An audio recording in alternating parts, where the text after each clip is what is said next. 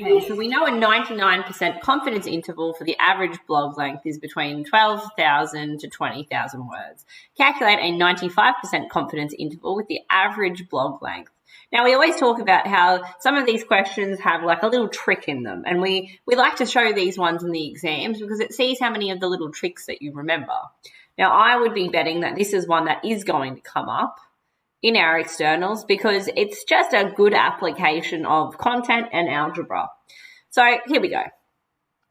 We know that a 99% confidence interval. 99% confidence interval means that we've got a z-score of 2.58. Now, if you don't trust me, you can chuck it in your calculator and do it yourself.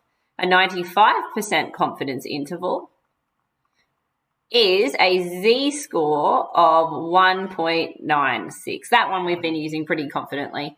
Okay, so now the average blog length is between 12,000 to 20,000, which means that if we want to find the mean blog length, we add them together and we're going to divide it by 2. That gives me that the average length that we're going to be using here is 1,600.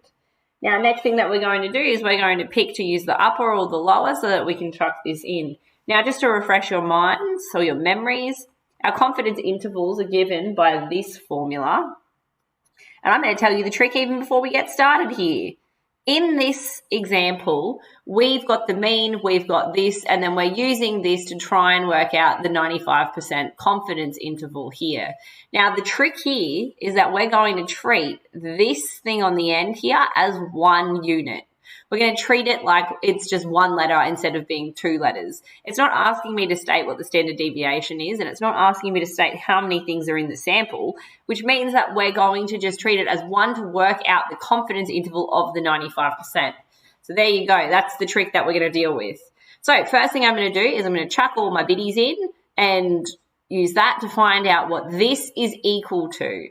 So I'm going to take lowers, so I'm going to take this number and I'm going to take this number and I'm going to be throwing them into my formula. So 1,200 is equal to our mean, 1,600. Now, because I've taken the lower, it's going to be minus the z-score of 2.58 times s over square root of n. Like I said before, we're going to keep this as 1. So I'm going to take everything else over to the other side. 1,200 minus 1,600 is the first step. Then we're going to divide it by the negative 2.58, and that is going to give me s over the square root of n. Now, normally in class, I would then chuck this in the calculator and I would state it as s over n is equal to whatever this number is. I just don't have my calculator handy, so I'm just going to leave it in the exact form for now.